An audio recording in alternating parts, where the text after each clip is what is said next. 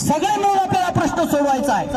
आणि जर कस्तुरबाचं प्रशासन ऐकत नसेल तर मान्य खासदारांनी सांगितलं की पालकमंत्री महोदय डॉक्टर पंकज भोयर साहेब, तुम्ही विधानसभेचा प्रश्न लावा आणि मी लोकसभेमध्ये हा प्रश्न लावतो की कशा पद्धतीने इथे कर्मचाऱ्यांचा छळ सुरू आहे, कशा पद्धतीने कर्मचाऱ्यांना वेटीत धरणं सुरू आहे। आणि एकही व्यक्ती त्या बैठकीमध्ये प्रशासनाचे अधिकारी होते, कलेक्टर मॅडम होत्या, त्यांनी सांगितलं की या कर्मचाऱ्यांच्या मागण्या गैर नाहीत, त्या कायदेशीर मागण्या आहेत,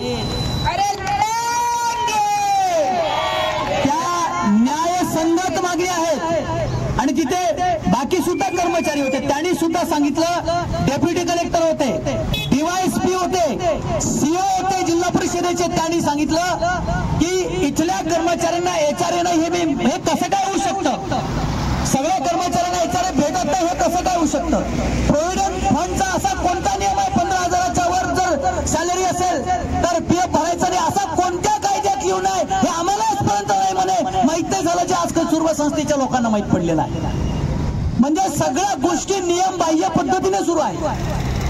आणि आपल्या सगळ्या मागण्या मी तुम्हाला भाषण करतोय म्हणून नाही सांगत आहे, अत्यंत जबाबदारीने सांगत आहे। सगळ्या मागण्या या न्याय मागण्या आहे, लीगल मागण्या आहे आणि त्याला प्रशासनाचा पाठिंबा आहे। जिल्ह्यातल्या 6 आमदार आणि 1 खासदार जर आपल्या पाठीशी आहे, आता बोला आपण लढाई हरणार काही, आपण ही लढाई जिंकणारच,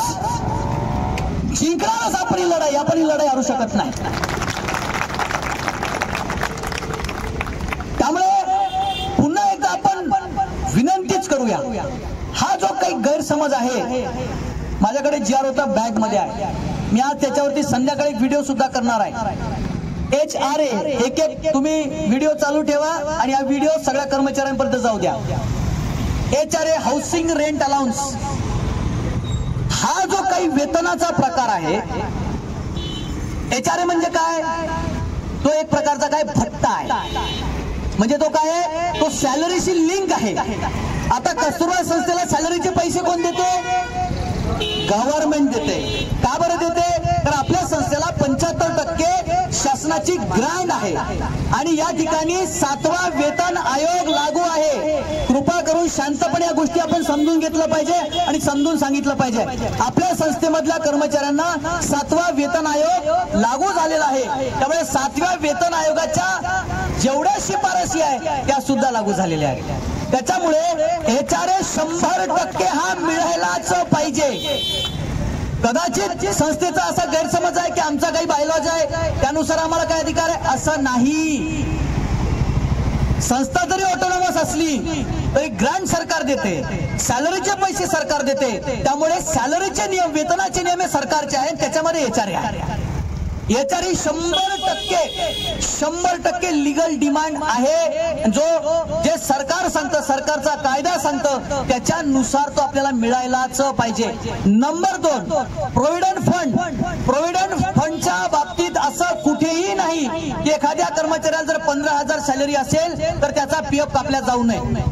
त्याचं कारण असं आहे, अहो हे सोडा, ह्या देशातले जगात कोणतं तरी सरकार, मूर्ख सरकार असा कायदा करू शकते काय की एखाद्या कर्मचाऱ्याला आपण रिटायर्ड झाल्याच्या नंतर आपल्या म्हातारपणाची सोयीसाठी आपले पैसे सेव्ह करण्याची, भविष्य निर्वाह निधी बाजूला काढण्याची संधीच नाही, असं कधी जगात होऊ शकते का, देशात सोडा।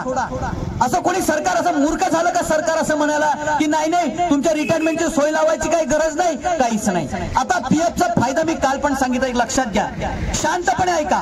पीएफ काय आहे, पीएफ ही आपली सिक्युरिटी आहे, पीएफ ही आपल्या कुटुंबाची सिक्युरिटी आहे। ज्या व्यक्तीला 1500चा ऑर्डर आहे त्यांना हात जोडतो, पाया पडतो, शांतपणे समजून घ्या। जीआर नसेल तर माझ्याकडून घेऊन जा, अरे पीएफ हा तुमच्या कुटुंबाची सुरक्षा आहे। समजा एखादा कर्मचारी नोकरी करत असताना मरण पावला तर त्याला आपली संस्था काय देते सांगा, नाही देत। मग पीएफ काय म्हणतं, ज्या कर्मचाऱ्याचा पीएफ कापला जातो त्याच्या अंतर्गत एक इन्शुरन्स त्याच्यामध्ये असतो की तो त्या जर कर्मचाऱ्याच्या जीवाला काही बरं वाईट झालं तर त्याच्या कुटुंबाला इन्शुरन्सचे पैसे मिळतात। दुसरी गोष्ट, तो कर्मचारी जर अपाहिज झाला, त्याला जर पॅरालिसिस झाला, त्याचा जर ऍक्सिडेंट झाला, तो जर काम करण्यासाठी सक्षम नसेल तर त्या कर्मचाऱ्याला पीएफ डिपार्टमेंट पेन्शन देते। आणि जर समजा तो कर्मचारी मरण पावला तर त्याच्या कुटुंबाला, त्याच्या पत्नीला, त्याच्या मुलाबाळांना सरकार पेन्शनचा लाभ देते। किती मोठी सुरक्षा ही। आता त्याचं उदाहरण असं आहे, आपण परमनंट कर्मचारी आहोत, आपल्या संस्थेमध्ये ठेकेदारीतले कर्मचारी आहेत। आपल्या इथे गार्ड होते स्मृतिशय सुभाष भाऊ भोयर, आपले इथे गार्ड होते, त्यांच्या पत्नी सुद्धा सिक्युरिटी गार्ड आहेत, त्यांना कधी भेटा तुम्ही। ते इथून आपल्या कस्तुरबा हॉस्पिटल मधून घरी जात असताना ऍक्सिडेंटने त्यांचा मृत्यू झाला आणि मृत्यू झाल्याच्या नंतर त्यांचा पीएफ कटत होता। आधी कटत नव्हता पण आपल्या आंदोलनाच्या नंतर संस्थेने कापायला सुरुवात केला 2019च्या नंतर। त्या सुभाष भाऊंच्या पत्नीला त्यांच्या मृत्यूनंतर आज दर महिन्याचं पेन्शन मिळते। मी खोटा बोलत असेल तर आपल्या इथेच त्या गाड आहे, कधीतरी त्या ताईंना भेटा आणि विचारा। आणि त्यांना इन्शुरन्सचे 2.5 लाख रुपये मिळाले।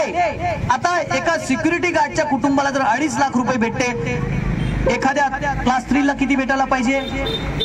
जास्त भेटतात, बरोबर ना? ही काय आहे? प्रोव्हिडंट फंड ही आपली सुरक्षा आहे। आणि असा कुठेही कायदा नाही की 15,000 असेल तर पीएफ कापला पाहिजे नाही, असा कुठेच कायदा नाही या देशामध्ये। आणि तर कोणाला पाहिजे असेल तर माझ्याकडे जी आर आहे मी तुम्हाला देतो।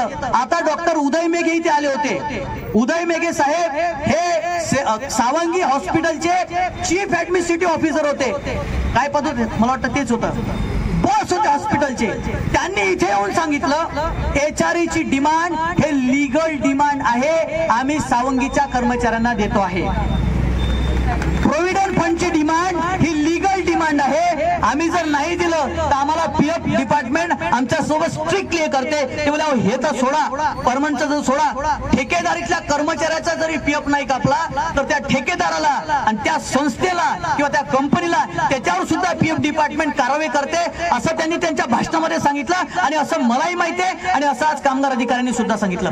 त्याच्यानंतर तिसरी जी मागणी आहे हे तर फारच गमतीशीर मागणी आहे। 2019 मध्ये 10, 20, 30 वर्षाचा प्रमोशनचा GR लागू झालेला आहे। त्यामुळे आता याच्या नंतर प्रत्येक कर्मचाऱ्याला पहिलं प्रमोशन मिळालं पाहिजे 10 वर्षानंतर, दुसरं 20 वर्षानंतर। प्रमोशन म्हणजे काय तर इन्क्रीमेंट, वेतनामध्ये वाढ, सॅलरीमध्ये वाढ, पोझिशन मध्ये वाढ, बरोबर आहे। पण ज्या लोकांना 2016च्या पहिलं 12 वर्षाचं पेन्शन मिळालं असेल तर त्यांना दुसरं पेन्शन आधीच्या कायद्याप्रमाणे 24 वर्षाचं मिळालं पाहिजे। ते आता 24 वर्षांनी म्हणजे पुढच्या 12 वर्षांनी असं 24 वर्षांनी मिळालं पाहिजे होतं। पण 2016च्या कायद्यानुसार, परिपत्रकानुसार पुढचं त्यांना प्रमोशन मिळालं पाहिजे 12 आणि 8 म्हणजे किती झाले 20 वर्ष। पहिलं प्रमोशन जर 12 वर्षांनी मिळालं असेल तर दुसरं प्रमोशन कायद्यानुसार हे 8च वर्षांनी मिळालं पाहिजे, म्हणजे ते झालं 10 20 वर्षाचं प्रमोशन। ह्या तीनही मागण्या अत्यंत लिगल, त्याचे सगळे GR आपल्याकडे, ते सन्माननीय गर्ग साहेबांना सुद्धा माहिती आहे, सोसायटीला सुद्धा माहिती आहे, कामगार अधिकाऱ्याला माहिती आहे, कलेक्टरला माहिती आहे। चौथी जी आपली मागणी आहे की आमच्या अटेंडंट जे बांधव आहेत त्यांना प्रायव्हेट रूम दिली पाहिजे। हे लेखी जरी तसा आदेश नसला काढला तरी मौखिक आहे, तुम्हाला माहिती आहे। त्याच्यामुळे संस्थेनं अशा प्रकारे चुकीची दिशाभूल करणारी माहिती प्रशासनाला सुद्धा देऊ नये की आम्ही आमच्या चतुर्थ श्रेणी कर्मचाऱ्यांना प्रायव्हेट रूम देतोय, हे सुद्धा बोलण्यात काय अर्थ नाही। आपली 5वी जी मागणी आहे तर चतुर्थ श्रेणी कर्मचाऱ्यांची 7 दिवस रात्री पाळीची ड्युटी झाल्यानंतर त्यांना नाईट ऑफ आणि साप्ताहिक सुट्टी दिल्या गेली पाहिजे। हे अत्यंत मानवी मागणी आहे, कारण प्रत्येक माणसाचा आपला जीव आहे। जसा बाकीचे कर्मचारी आहेत तसा आमचा तिथे अटेंडंट सुद्धा आहे, आमच्या अटेंडंट भगिनी सुद्धा आहेत, त्यांना सुद्धा नाईटची ड्युटी केल्यानंतर त्यांचं सुद्धा शरीर थकतं, त्यांना सुद्धा आरामाची गरज असते। या अत्यंत योग्य मागण्यांना घेऊन आपण इथे बसलेलो आहे। कृपा करून आपल्या आतमधल्या कर्मचाऱ्यांनी कृपया कुठलाही गैरसमज करू नये। आणि राहिले प्रश्न, आज त्यांनी सांगितलं आंदोलनाचं आमचं ऑथरायझेशन, आज माननीय कामगार अधिकारी श्री फडसाहेब आले होते, त्यांनी आंदोलनाला भेट दिली, त्यांनी सांगितलं तुमची संघटना, तुमच्या मागण्या सगळ्याच्या सगळ्या लिगल आहे। आणि त्यांनी ही गोष्ट माननीय गर्ग साहेबांना सुद्धा सांगितलेली आहे. आणि तिथे संस्थेच्या वकील भाकरे मॅडम सुद्धा होत्या. त्यांनी तिथे सांगितलं की सगळं ऑथराईज आहे, आम्ही मान्यता दिलेली आहे शासनाने, त्यामुळे तुम्ही असं काही म्हणू शकत नाही. त्याच्यामुळे आपण अत्यंत शांतपणे संविधानिक मार्गाने अत्यंत योग्य मार्गाने आपण लढाई लढत आहे. त्यामुळे आपली काय जबाबदारी आहे, ठामपणे उभं राहायची जबाबदारी आहे की नाही, सगळ्यांना राहायची आहे की नाही, सगळ्यांनी राहायचे. त्यामुळे आता जेवढे लोक उपस्थित आहेत आणि जेवढे लोक हॉस्पिटलमध्ये कार्यरत आहेत किंवा घरी आहेत, त्यांनी कृपा करून हा व्हिडिओ ऐकावा. त्यांनी ते समजून घ्यावं की आपल्याला ही सगळ्या ज्या काही मागण्या आहेत त्या सगळ्या गोष्टी लिगल असताना आपण अशा पद्धतीने हे करू नये. आपण अशा पद्धतीने करू नये आणि चुकीच्या गोष्टी आपण पसरू नये, चुकीच्या गोष्टी आपण फैलवू नये, अशी मी काही लोकांना सुद्धा विनंती करतो. आणि संस्थेच्या प्रशासनाला विनंती करतो, सन्मान्य गर्ग साहेबांना विनंती करतो, सन्मान्य डीन MS मॅडमला यांना सुद्धा विनंती करतो आणि सन्मान्य अध्यक्ष तापडे साहेबांना विनंती करतो की तुम्हाला जर माहित आहे की या मागण्या अत्यंत व्यवस्थित मागण्या आहेत, न्याय मागण्या आहेत, कायदेशीर मागण्या आहेत, मग तुम्ही आमचा अंत का पाहताय, तुम्ही आमचा कामचा संयम पाहताय, याचा सुद्धा मी त्यांना या अनुषंगाने प्रश्न करतो. आणि संस्थेत कर्मचारी असले डॉक्टर साहेबांना, जेवढे डॉक्टर आहेत त्यांना सुद्धा हात जोडून विनंती आहे की तुमच्या सुद्धा हक्काची लढाई आहे. कारण तुम्हाला सुद्धा प्रमोशन 10-20-30 वर्षाचं मिळणार आहे, तुम्हाला सुद्धा सगळ्यांना HRA मिळणार आहे आणि तुम्हाला सुद्धा जर प्रोव्हिडंट फंडची सुविधा नसेल तर तुमचा सुद्धा PF कपात होणार आहे. हे सगळ्या डॉक्टरचं सुद्धा आंदोलन आहे आणि त्यांना सुद्धा मी या माध्यमातून नम्रपणे हात जोडून विनंती करेल की तुम्ही सुद्धा या आंदोलनामध्ये सगळ्या डॉक्टरनी सुद्धा आता सहभागी व्हायचं आहे. अनेक डॉक्टरनी आपल्याला फोन केले, येऊन भेटले खाजगीमध्ये आणि सांगितलं आमचं या आंदोलनाला पाठिंबा आहे. अनेक डॉक्टरांनी आपल्याला सांगितलेलं आहे. त्याने सांगितलं की फक्त आम्ही आता बाहेर येऊ शकत नाही, पण योग्य वेळी आम्ही तुमच्या सोबत उतरू, हे आपल्याला डॉक्टरने सुद्धा सांगितलेलं आहे. तर त्यांना सुद्धा पटलेलं आहे की आपल्या मागण्या न्याय मागण्या, फक्त विनाकारण घाबरू नका, काही घाबरण्याची गरज नाही. आपण काही चोरी केली नाही, आपण गुन्हा केला नाही, कुणाचा खून केला नाही, कुठलंही अवैध इल्लीगल काम केलं नाही. आपण या देशाच्या संविधानाने, या देशाच्या कायद्याने प्रत्येक नागरिकाला आपल्यावर होत असलेल्या अन्यायावरती आवाज उचलण्याचा अधिकार या देशाचा कायदा देतं, या देशाचं संविधान देतं, या देशाचा कामगार कायदा देतं, लेबर ऍक्ट देतं. आणि म्हणून त्याच कायद्याचा वापर करून, त्या अधिकाराचा वापर करून आपण या ठिकाणी आंदोलनात बसलेलो आहोत. आणि याच्यामध्ये कुणी कृपा करून हे समजू नका की काही आपण लोकांनी काही चुकीचं काम केलं, अजिबात नाही. न्यायाच्या हक्काची लढाई तर आज गांधीजींची पुण्यतिथी आहे. तेव्हा गांधीजींनी जर विचार केला असता, अरे ब्रिटिशांच्या साम्राज्याचा सूर्य कधी मावळत नाही, जगात ब्रिटिशांची सत्ता आहे आणि आपले अडाणी लोक आहेत, भारतीय लोक, ह्या लोकांना घेऊन मी कसा लढा जिंकणार, जर गांधीजींनी विचार केला असता तर कदाचित या देशाला कधी स्वातंत्र्य मिळू शकलं नसतं. त्यामुळे कोणतीही लढाई असो, ती लढाई तोपर्यंत तुम्ही हरत नाही जोपर्यंत तुम्ही तुमचा जज्बा हरत नाही, जोपर्यंत तुम्ही तुमची हिंमत हरत नाही. तुम्ही हिंमत मजबूत ठेवा, तुमचा जज्बा कायम ठेवा. जगातली कोणतीही लढाई तुम्ही हारू शकत नाही, एवढं मात्र मी तुला ठामपणे सांगतो. आणि पुन्हा एकदा कस्तुरबा सोसायटीच्या प्रशासनाला विनंती करतो की आपण कृपया संयम आमचा पाहू नये, संयमाचा अंत पाहू नये आणि आपण चर्चेला यावं आणि आमच्या न्यायाच्या मागण्या आहेत त्या आपण पूर्ण कराव्या, अशी पुन्हा एकदा या माध्यमातून मी सगळ्या संस्थेच्या वरिष्ठ पदाधिकाऱ्यांना विनंती करतो आणि संस्थेतल्या आपल्या सगळ्या कर्मचाऱ्यांना विनंती करतो.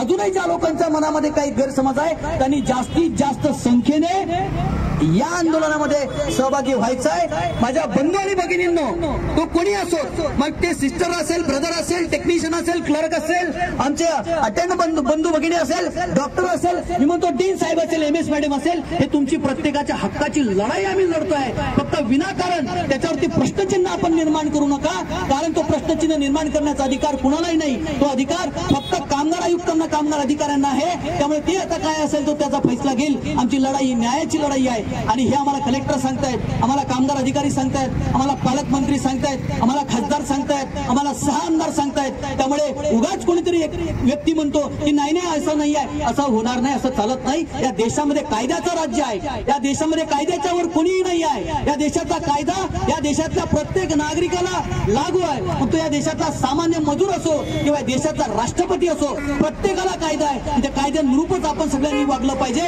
आणि म्हणून जास्तीत जास्त लोकांनी अजून ताकदीने या लढाईमध्ये आपण आमच्या सोबत, आपल्या कर्मचाऱ्यांच्या सोबत सोबत जे आपल्या हक्कासाठी ते उपाशी आहे. आज 3 दिवस झाले त्यांच्या पोटात अन्नाचा दाना नाही, अन्नाचा कण नाही, त्यांच्या तुमच्यासाठी बसले आहेत. त्यामुळे अजूनही काही लोकांना उगाच काही कोणाला इगो अहंकार असेल, काही गैरसमज असेल तर बंधू भगिनींनो बिलकुल अहंकार बाजूला ठेवा, तुमचे गैरसमज बाजूला ठेवा. पण आपला हा बांधव आहे म्हणून त्याच्या लढाईमध्ये सुद्धा आपण उतरलं पाहिजे. मी तुम्हाला एक उदाहरण देतो. एका पत्रकाराला मारहाण झाली होती. एका पत्रकाराला, मी नाव घेणार नाही, ते पण चांगलेच आहे. त्यांचं बऱ्याच जिल्ह्यातल्या पत्रकारांसोबत जमत नव्हतं, अजिबात जमत नव्हतं. 36चा आकडा होता. पण ज्या वेळेला त्या पत्रकारावर हात टाकला, वर्धा जिल्ह्यातले 56 पत्रकार एकत्र झाले होते आणि त्याच्या पाठीमागे उभे झाले होते. याला म्हणते लढाई, याला म्हणते एकी. अरे पटत जरी नसेल, स्वभाव जरी आवडत नसेल, भांडण जरी असेल, पण तो माझा बंधू आहे, तो माझा सहकारी आहे, माझ्या सारखा आहे आणि माझ्या हक्काची लढाई लढतोय आणि त्याच्यावर अन्याय होत आहे तर प्रत्येक त्याच्या सहकाऱ्यांनी सगळ्या प्रकारचे मतभेद बाजूला सारून, आमची संघटना त्यांची संघटना हे सगळं बाजूला सारून त्या लढाईमध्ये मैदानात उतरलं पाहिजे. एवढीच मी सगळ्या लोकांना पुन्हा एकदा विनंती करतो आणि आपल्या शब्दांना या ठिकाणी विराम देतो. खूप खूप धन्यवाद. आपल्याला आज महात्मा गांधींचा आज पुण्यतिथी आहे, त्यामुळे त्यांना आपल्याला सगळ्यांना श्रद्धांजली अर्पण करायची आहे.